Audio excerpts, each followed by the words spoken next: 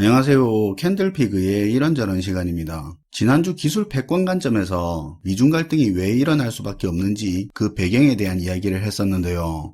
영상 내용을 왜곡해서 듣는 일부 시청자분들이 계시던데, 사실 신냉전 체제에 준하는 미중 관계는 영상 몇 개로 뚝딱 끝낼 수 있는 그런 부분은 아닙니다. 아마 여러분들이 미국, 중국이 부딪히는 부분 몇 개만 그냥 떠올려봐도 남중국해 영유권 문제, 대만 문제, 신장 위구르 인권 문제, 1대1로 첨단 기술 유출 문제, 중국의 통화 금융 패권 도전, 중국의 에너지 정책부터 앞으로 큰 문제가 될 수 있는 미국의 동아시아권, 중거리 미사일망 배치 문제, 북극 문제 등등 광범위한 영역에서 갈등이 복합적으로 엮여서 일어나고 있기 때문에 그렇습니다. 또한 각각의 문제 자체도 많은 국가들하고 이해관계도 엮여있고 배경이 있다 보니까 미중 갈등은 예전부터 일부러 다양한 영역에서 다루고 있습니다. 그런데 내용이 많으면 많은 대로 지속적으로 다루면 되겠지만, 만약에 듣는 사람이 국제정세를 선과 악의 형태로만 받아들인다던가 국가 간의 힘의 논리는 배제해버리고 자국의 이익만을 추구할 수 있는 대등한 외교가 항상 가능하다던가 하는 그런 고정관념 같은 걸 가지고 있으면 아무래도 영상을 볼 때 방해가 많이 되지 않을까 하는 생각입니다.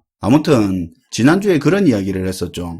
산업혁명처럼 기술이 혁명적으로 변화하는 시기에는 그 핵심 기술과 산업의 주도권을 가지는 강대국이 패권국이 된다고 했습니다. 1차 산업혁명 때 영국이 그랬고, 중화공업기술, 대량생산기술이 핵심이 되던 2차 산업혁명에서는 무력전쟁을 통해서 확인이 됐죠. 미국이 독일을 따돌리면서 확실한 패권국이 됐습니다. 정보화, 디지털화 기술혁명이 일어나던 3차 혁명 시절에는 소련이 기술적으로 완전히 밀리면서 미국은 또 한 번 패권국 방어전에 성공했죠. 그리고 4차 산업혁명 시대의 초입인 지금 이 기술 패권을 가지고 미국은 중국을 상대로 방어전을 치르고 있는 개념이라고 했는데요. 그런데 기술 패권 경쟁에서 중요한 부분이 큰 시장을 가진 나라나 기술력을 가진 나라를 얼마나 동맹으로 확보하고 있는지입니다. 기술 동맹으로 시장 점유율과 표준을 장악하면 쉽게 적대국의 기술 발전을 저지할 수가 있거든요. 예를 들면 이런 겁니다. A와 B라는 두 강대국이 있습니다. 둘은 4차 산업혁명 시기에 핵심 기술과 산업에서 서로 주도권을 잡으려고 경쟁하고 있다고 칩시다. A는 압도적인 견제를 하고 싶은데요. 그래서 평상시 우호관계가 깊던 나라하고 기술 동맹 체제를 완성합니다. 물론 이 과정에서 여러 나라들을 끌어들이는데 명분이나 인센티브, 때로는 동맹에 꼭 필요한 나라가 어물쩡거릴 때는 힘의 압박 등을 동시에 가하면서 동맹체를 구성해 갈 겁니다. 이렇게 기술 동맹에 속한 나라는 첨단 소재를 잘 만드는 나라, 그 원재료를 생산하는 나라, 설계를 잘하는 나라, 제작을 잘하는 나라, 또 소비시장이 큰 그런 나라까지 기술과 관련된 전 후방 영역을 커버하는 그런 라인업이 될 텐데요. 기술 동맹을 형성한 뒤에는 동맹국들끼리 서로의 물건을 우선해서 거래해준다던가 공동의 표준도 설정해서 호환성을 극대화하고 같이 사용할 수 있는 기술도 개발할 겁니다. 그리고 그 기술 동맹에 속해 있지 않는 국가들한테는 기술 교류와 무역에 있어서 굉장히 배타적으로 벽을 쌓는 거죠. 그럼 자연스럽게 적대국의 기술은 뒤처지고 시장 점유율도 떨어지면서 산업이 뒤처지게 됩니다. 그렇게 기술 패권 타이틀 매치는 마무리가 되는 거죠. 그래서 미국이 지금 동맹을 규합하는데 열을 올리고 있다고 했는데요. 그런데 여기서 우리가 동맹이 뭔 말인지 다 알고는 있다고는 하지만 동맹에 대해서 생각을 좀 하고 넘어가야 됩니다. 사전적인 이야기를 할 건 아니고요. 동맹이 필요하다는 건 적이 있기 때문에 동맹이 요구되는 겁니다. 동맹을 강조한다는 건 적을 명확히 한다는 말인데요. 다르게 이야기하면 동맹에 들어가는 순간 적이 명확해지고 아군이 명확해지는 겁니다. 적에게 피해를 입을 수도 있지만 아군에게 확실히 보호받을 수 있는 그런 장단점이 명확해지는 거죠. 미국이 지금 쿼드니 기술 동맹체니 하면서 동맹을 모으고 있는 상황은 본격적인 전쟁에 앞서서 적과 아군을 명확히 하고 있는 단계인 거죠. 그리고 동맹이라고 그 안에서 모든 나라가 똑같은 영향력을 가지는 건 아닙니다. 같은 편인 건 맞는데 지분이 다른 건데요. 동맹이 하자는 대로 너무 순순히 따라가주면 지분력이 떨어지고 어느 정도 밀당을 하면서 동맹에 들어가면 자기 걸 좀 더 챙길 수 있는 협상력이 생기는 거죠.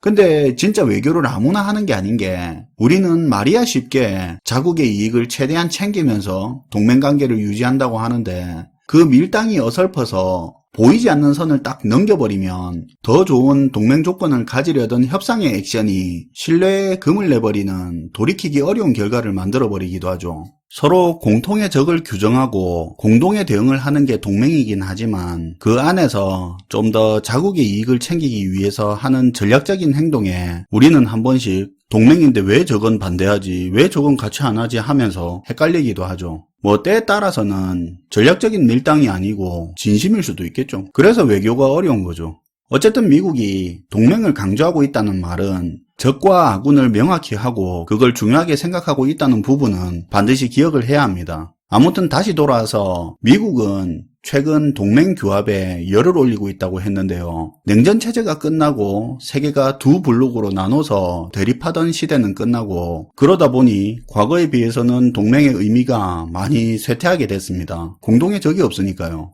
물론 테러 단체나 국제사회의 위기를 조장하거나 피해를 입히는 국가에 대해서는 이런 동맹체제가 작용을 하기는 하지만 냉전체제 때 같은 경제, 정치, 군사 영역을 모두 아우르는 끈끈한 동맹체의 의미는 아니죠. 소련이 마시간 냉전체제 후반부터 세계화는 본격적으로 힘을 받기 시작합니다. 각 국가가 국제규범만 서로 준수를 하면 서로 인정을 해주고 적대시하지 않으면서 무역을 통해서 성장을 해오는데요. 90년대 들어서는 세계무역기구 WTO가 창설이 되면서 자유무역의 한근기를 맞이합니다. 당연히 그렇게 교역을 하고 같이 성장하는 분위기에 동맹이니 뭐니 하는 편가르는 분위기가 나오지는 않을 건데요. 뭐 또 다르게 이야기하자면 미국의 세계 패권에 눈독 들일 나라가 없으니까 세계가 미국 중심 질서 하에서 안정되고 편하게 돌아간 거죠. 2000년대까지는 세계적으로 발생하는 문제 등을 여러 나라가 참여한 국제기구 중심으로 해결을 했습니다. 환경 문제나 경제, 정치, 무역과 관련된 제도, 규제, 인권 등등 서로 협의해서 이런 식으로 가자 정하고 흘러가는 그런 국제사회였죠. 당연히 그 국제기구 안에 미국이 있다 보니 미국의 영향력이 컸던 건 사실이고요. 그런데 국제기구 중심으로 돌아가던 세계 경제는 지난 트럼프 정권 들어 자국 우선주의를 주장하면서 확 달라지기 시작합니다. 사실 본격적인 판을 깐 게 트럼프긴 하지만 따지고 보면 2008년 세계 금융위기 이후로 국제기구 중심의 국제질서가 조금씩 약해지기 시작하는데요. 금융위기를 겪은 미국은 근근히 수습을 했지만 그 과정에서 만들어진 문제를 수습을 못한 상태였고요. 금융위기 이후로 미국 사회의 양극화는 굉장히 심해졌습니다. 그동안 제조업이 중국, 동남아, 남미, 동유럽으로 다 떠나버린 터라 일자리 문제는 더 심각해져 있었고 그나마 있는 일자리도 저임금 단순 서비스직 일자리만 남아있어서 서민들의 일자리 질은 더 떨어져갔죠. 거기다 2010년 들어서는 중국이 일본을 제치면서 세계 제2의 경제대국이 되고 그 이후에 중국은 그동안 숨기고 있던 발톱을 점점 드러내게 됩니다.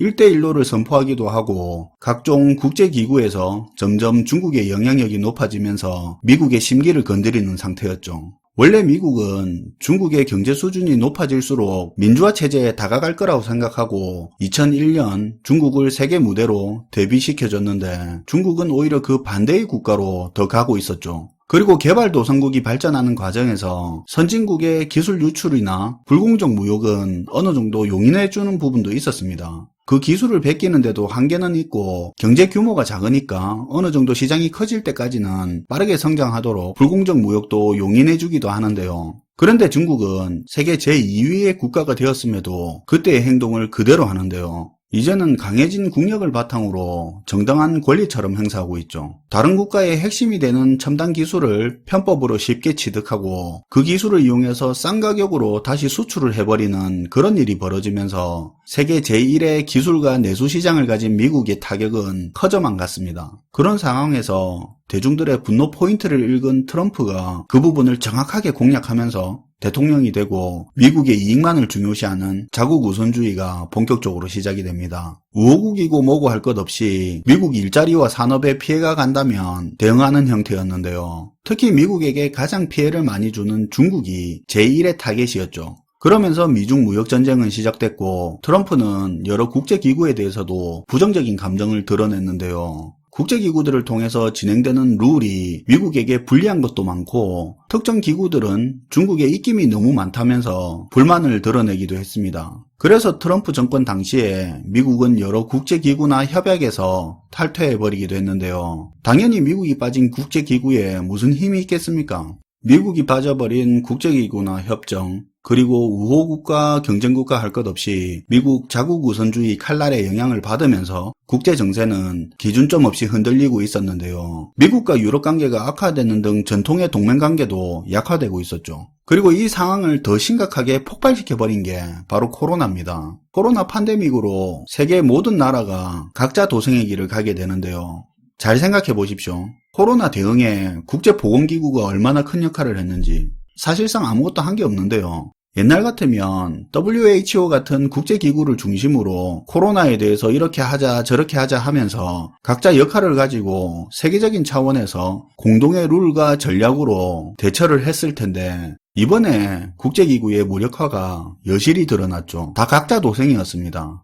과거 2008년 금융위기가 터졌을 때도 원래라면 그런 상황에 보호무역주의가 성행할 가능성이 높은데 그때는 WTO, G20 차원에서 먼저 움직여서 보호무역주의 확산을 미연에 방지했죠. 그런데 이번에 코로나가 터질 때 물론 전염병이라는 특수성이 있긴 했지만 보호무역주의가 강화되는데 국제기구 차원에서 뭐 어떻게 한 게 없습니다. 전부 자기들 나라 챙기느라 정신이 없었죠. 정작 중요할 때 국제기구의 기능이 작동이 안 돼버린 겁니다. 그동안의 세계 질서가 미국을 중심으로 한 국제기구의 틀 안에서 흘러왔는데 미국의 자국 우선주의와 코로나로 그게 많이 바뀌어져 버린 거죠.